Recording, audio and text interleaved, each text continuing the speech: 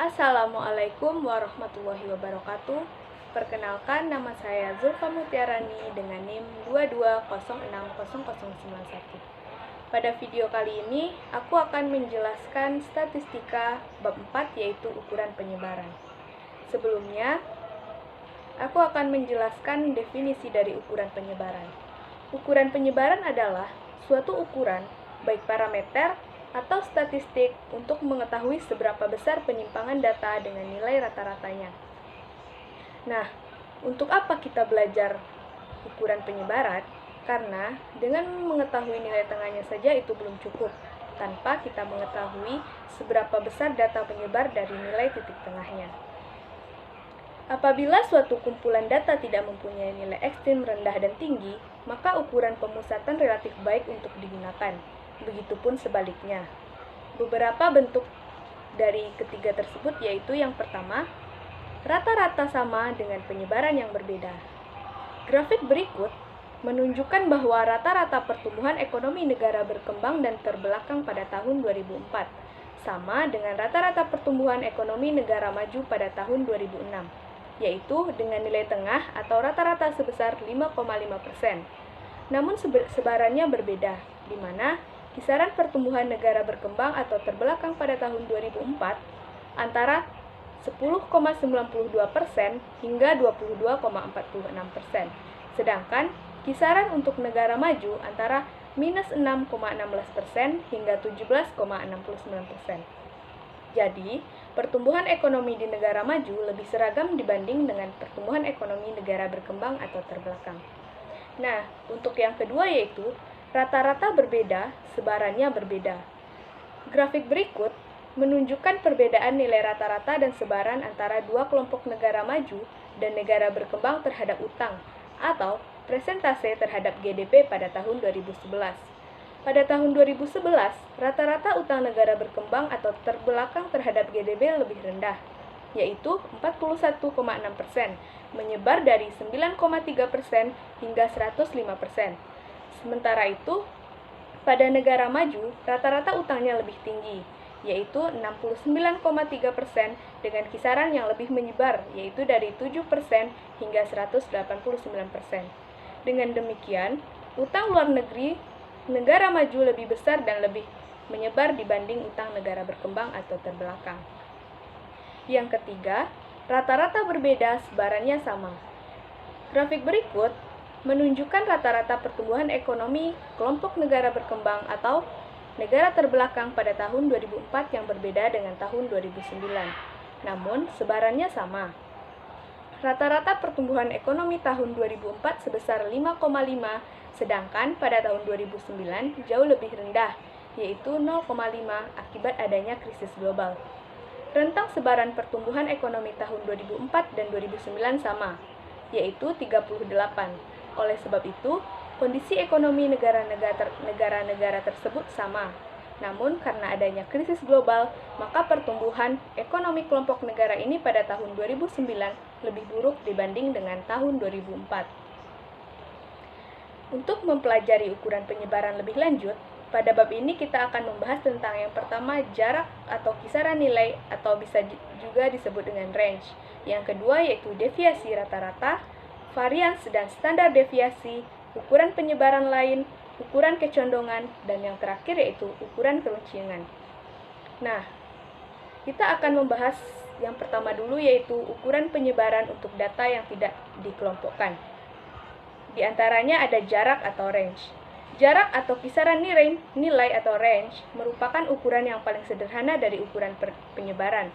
Jarak merupakan perbedaan antara nilai terbesar dan nilai terkecil dalam suatu kelompok, baik data, populasi, ataupun sampel.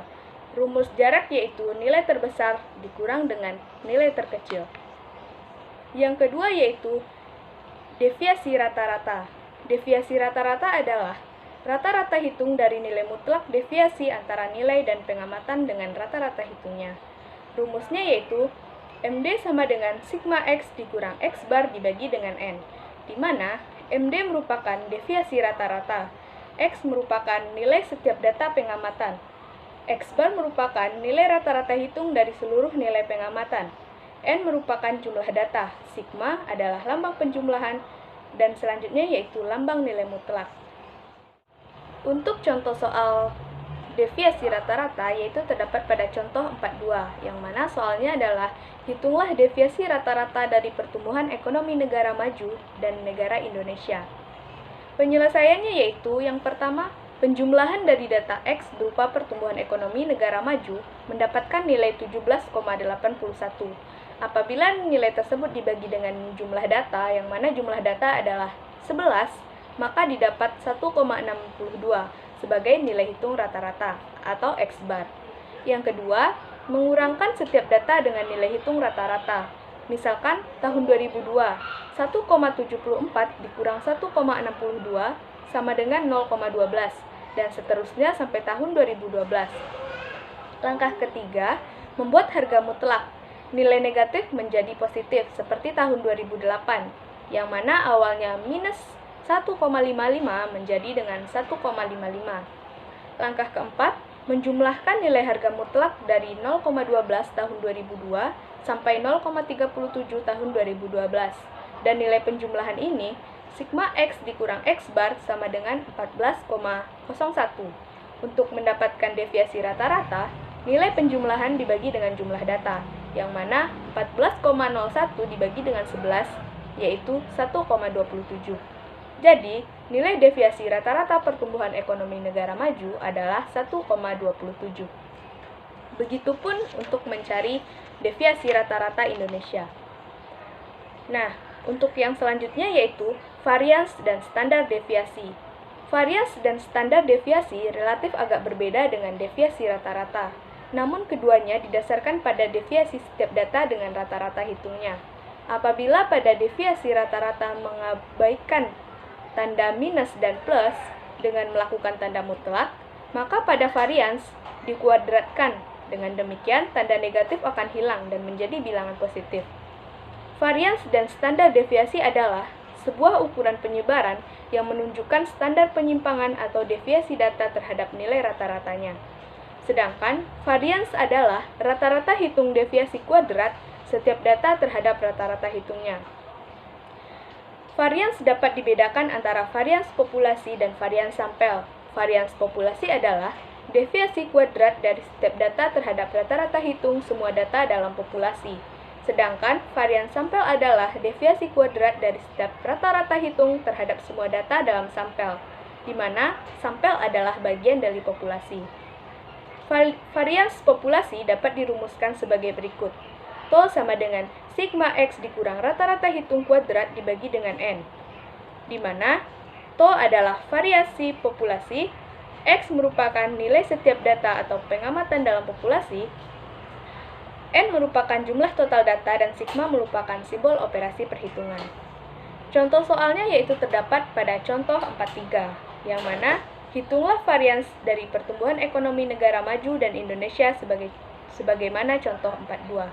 Nah, penyelesaiannya yaitu untuk langkah yang pertama, mencari nilai rata-rata hitung populasi, yang mana Tol sama dengan sigma X dibagi N, nilai diperoleh dengan menjumlahkan seluruh X dari populasi dan membaginya dengan N.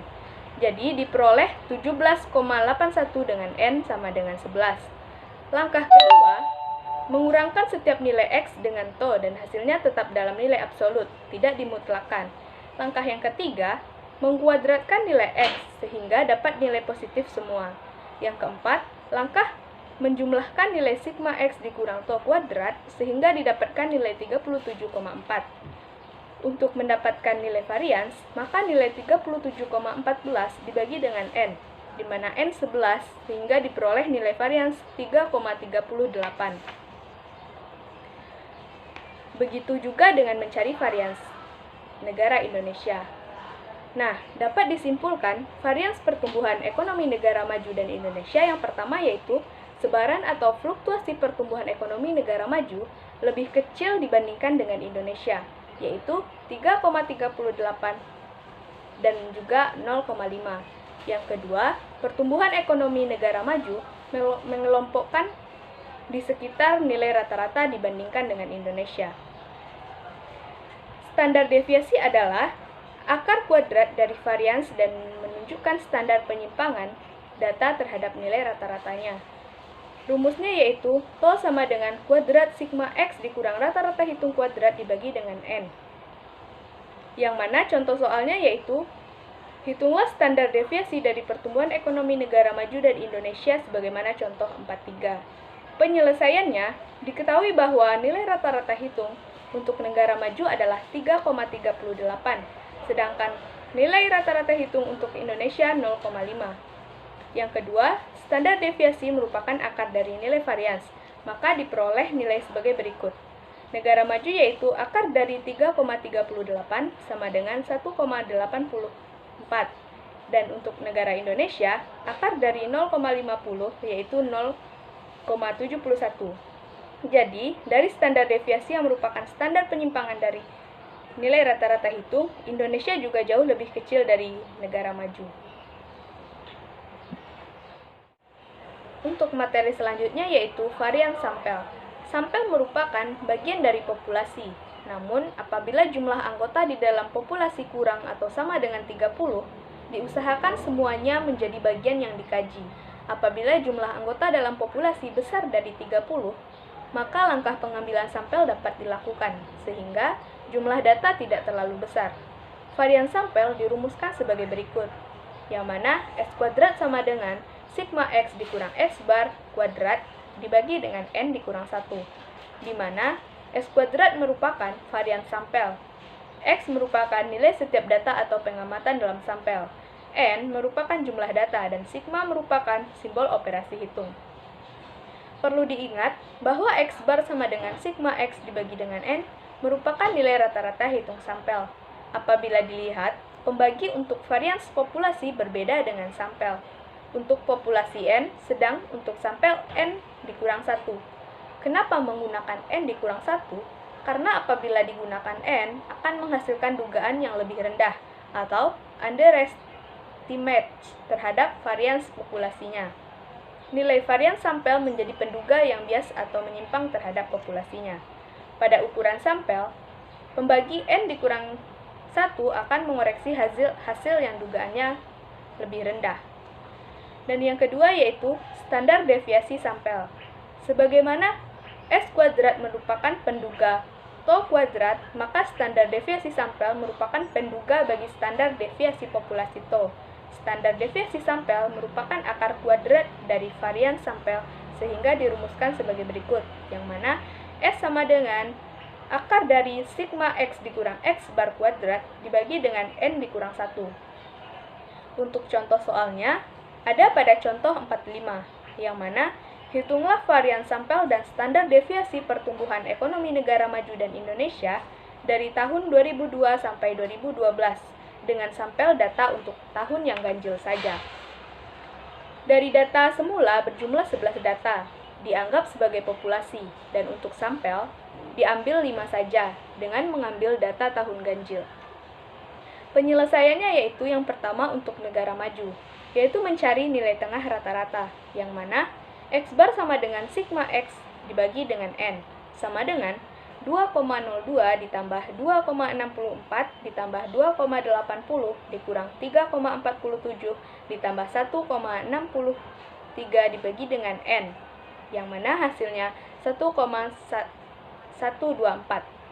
Untuk varian sampel negara maju, S kuadrat sama dengan sigma X dikurang X bar kuadrat dibagi dengan N dikurang 1, yaitu 0,80 ditambah 2,30 ditambah 2,81 ditambah 21,10 ditambah 0,26 dibagi dengan 5 dikurang 1, sama dengan 27,27 dibagi dengan 4, yang mana hasilnya yaitu 6,82. Nah, untuk standar deviasi negara maju, yaitu akar dari 6,82, yang mana hasilnya yaitu 2,61. Sedangkan untuk negara Indonesia, nilai tengah rata-ratanya yaitu 4,78 ditambah 5,69 ditambah 6,353 ditambah 4,63 ditambah 6,49 dibagi dengan 5, yang mana hasilnya 5,588. Varian sampel Indonesia yaitu 0,65 ditambah 0,01 ditambah 0,58 ditambah 0,92 ditambah 0,81 dibagi dengan 5 dikurang 1, yaitu 2,98 dibagi dengan 4, yang mana hasilnya 0,74. Untuk standar deviasi Indonesia yaitu akar dari 0,74, yaitu 0,86. Berdasarkan standar deviasi sampel, deviasi standar Indonesia mencapai 0,86, sedangkan negara maju 2,61. Untuk materi selanjutnya, yaitu ukuran penyebaran untuk data yang dikelompokkan. Yang pertama terdiri dari jarak atau range, yang mana rumusnya masih sama seperti tadi, yaitu batas atas klaster tinggi dikurang dengan batas bawah klaster rendah. Nah, untuk yang kedua, yaitu deviasi rata-rata pada data yang dikelompokkan, yang mana rumusnya yaitu MD sama dengan sigma F X dikurang X bar dibagi dengan N, di mana MD merupakan deviasi rata-rata, F merupakan jumlah frekuensi setiap kelas, X merupakan nilai setiap data pengamat, X bar merupakan nilai rata-rata hitung, dan N merupakan jumlah data atau pengamatan dalam sampel. Untuk contohnya, terdapat pada contoh 47, yang mana kita akan tetap menggunakan pada data 46. Hitunglah deviasi rata-rata dari data berkelompok tersebut. Penyelesaiannya yaitu yang pertama, menghitung nilai tengah kelas. Untuk memperoleh nilai tengah data atau X, maka nilai tengah kelas dikalikan dengan frekuensi masing-masing kelas, Fx. Jumlah dari perkalian antara frekuensi dengan nilai tengah dibagi dengan jumlah data mendapatkan nilai rata-rata hitung data berkelompok. Langkah yang kedua, menghitung setiap deviasi kelas dengan cara mengurangkan nilai tengah kelas dengan nilai rata-rata hitungnya. Langkah ketiga, mengalikan frekuensi dengan deviasi setiap kelas. Dan langkah yang keempat, menunjukkan hasil perkalian frekuensi dengan deviasi setiap kelas, kemudian membaginya dengan jumlah data atau N. Untuk yang selanjutnya, yaitu varians dan standar deviasi pada data berkelompok. Varians untuk data berkelompok hampir sama dengan varians data tunggal, namun dikalikan dengan frekuensi setiap kelasnya. Varians data berkelompok dirumuskan sebagai berikut, yaitu S kuadrat sama dengan sigma F X dikurang X bar kuadrat dikurang dengan N dikurang 1. Di mana S kuadrat merupakan varian sampel, F merupakan jumlah frekuensi setiap kelas, X merupakan nilai setiap data atau pengamatan dalam sampel, X bar merupakan nilai rata-rata hitung dalam sampel, dan N merupakan jumlah total data. Untuk contohnya yaitu terdapat pada contoh 48. Hitunglah varians dan standar deviasi dari data berkelompok sebagaimana pada contoh 47. Penyelesaiannya, langkah pertama menemukan nilai rata-rata hitung data, dan kemudian mencari deviasi antara nilai tengah kelas dan nilai rata-rata hitung data. Langkah kedua, menguadratkan deviasi nilai tengah kelas dengan nilai rata-rata hitung. Langkah ketiga, mengalihkan frekuensi dengan kuadrat deviasi. Langkah keempat, menjumlahkan hasil perkalian frekuensi dan kuadrat deviasi, kemudian membaginya dengan N dikurang 1 untuk mendapatkan varian sampel, serta mengakarkan varian sampel untuk mendapatkan standar deviasi sampel. Untuk materi selanjutnya yaitu ukuran penyebaran relatif. Ukuran penyebaran relatif adalah mengubah nilai ukuran penyebaran dari berbagai satuan menjadi ukuran relatif atau persen. Penggunaan ukuran relatif akan memberikan manfaat pada kondisi yang pertama, data mempunyai satuan pengukuran yang berbeda, dan yang kedua, data mempunyai satuan ukuran yang sama, namun mempunyai rata-rata hitung yang sangat berbeda. Untuk membahas ukuran penyebaran relatif, maka akan dibahas secara berurutan. Yang pertama yaitu koefisien range. Koefisien range adalah pengukuran penyebaran dengan menggunakan range secara relatif. Rumusnya, KR sama dengan LA dikurang LB dibagi dengan LA ditambah LB dikali 100%, di mana KR merupakan koefisien range dalam persen, LA merupakan batas atas data atau kelas tertinggi, dan LB merupakan batas bawah data atau kelas terendah. Yang kedua yaitu koefisien deviasi rata-rata adalah ukuran penyebaran dengan menggunakan deviasi rata-rata relatif terhadap nilai rata-ratanya, atau persentase dari deviasi rata-rata terhadap nilai rata-ratanya. Untuk rumusnya yaitu KMD sama dengan MD dibagi dengan X bar dikali dengan 100%, di mana KMD merupakan koefisien deviasi rata-rata dalam persen, MD merupakan deviasi rata-rata, X bar merupakan nilai rata-rata data. Nah, untuk yang terakhir yaitu koefisien standar deviasi adalah ukuran penyebaran yang menggunakan standar deviasi relatif terhadap nilai rata-rata yang dinyatakan sebagai persentase. Rumusnya yaitu KSD sama dengan S dibagi dengan X bar dikali 100%, di mana KSD merupakan koefisien standar deviasi dalam persen, S merupakan standar deviasi, dan X bar merupakan nilai rata-rata data. Untuk materi selanjutnya yaitu ukuran penyebaran lainnya, yang mana terdiri dari yang pertama, range interkuartil. Range interkuartil adalah selisih antara kuartil ketiga dengan kuartil pertama. Rumusnya, K3 dikurang K1. Contoh soalnya yaitu terdapat pada contoh 4.14. Berdasarkan data contoh 3.11, yaitu 19 saham perusahaan pilihan di Bursa Efek Indonesia, diketahui bahwa harga saham terkecil yaitu 1030, harga saham tertinggi 7900. Kuartil 1 atau K1 sama dengan 1700, K2 sama dengan 3475, dan K3 adalah 4950. Hitunglah jarak interkuartilnya. Penyelesaiannya yaitu K3 dikurang K1, yang mana 4950 dikurang dengan 1700, hasilnya 3250. Nah, yang dapat disimpulkan dari interkuartil adalah yang pertama, nilai interkuartil yang lebih kecil menunjukkan bahwa data dalam sampel dan populasi lebih mengelompokkan ke nilai rata-rata hitung, serta seragam dibandingkan dengan nilai interkuartil yang lebih besar.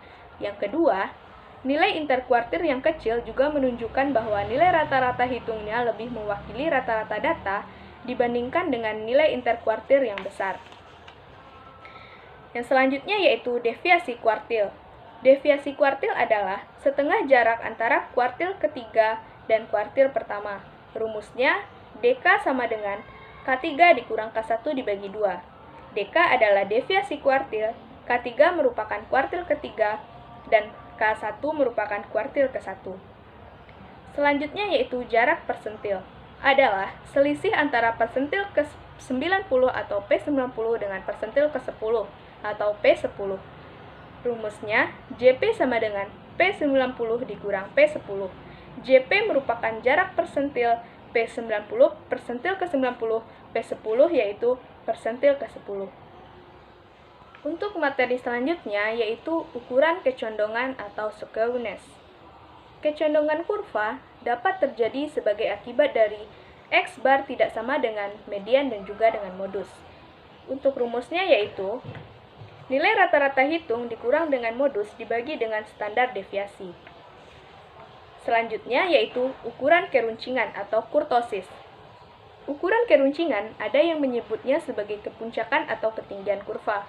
Keruncingan dalam bahasa statistik disebut dengan kurtosis.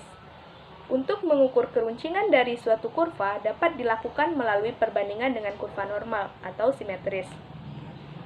Untuk mengetahui keruncingan kurva dapat digunakan rumus koefisien keruncingan yang dikenal dengan koefisien kurtosis, yang mana rumusnya yaitu koefisien kurtosis sama dengan 1/n sigma X dikurang nilai rata-rata hitung akar 4 dibagi dengan standar deviasi akar 4. Sedangkan untuk data yang dikelompokkan, rumusnya yaitu koefisien kurtosis sama dengan 1 dibagi dengan N sigma F dikali X dikurang nilai rata-rata hitung pangkat 4 dibagi dengan standar deviasi pangkat 4. Untuk contoh soalnya terdapat pada contoh 4.20, yang mana berikut adalah distribusi frekuensi dari 20 saham pilihan pada Bursa Efek Indonesia pada bulan November 2013. Hitunglah koefisien keruncingannya dan kecondongannya. Penyelesaiannya menggunakan rumus yang tadi, sehingga N sama dengan 20, rata-rata hitungnya 13.091 dan mediannya 8.926,4. sehingga standar deviasinya yaitu 9.310,62.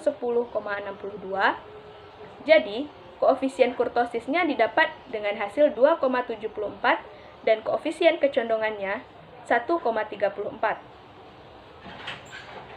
Hasil koefisien keruncingan 2,74 dan lebih kecil dari 3, maka bentuk kurva adalah platykurtik. Namun demikian, nilai keruncingannya sangat dekat dengan 3. Dan jika dibulatkan dengan menghilangkan desimal, akan sama dengan 3, sehingga walaupun bentuknya platykurtik, namun terindikasi adanya frekuensi pada suatu kelas tertentu dibanding dengan frekuensi pada kelas lainnya. Sekian penjelasan materi bab 4 dari saya. Kalau ada salah mohon maaf. Assalamualaikum warahmatullahi wabarakatuh.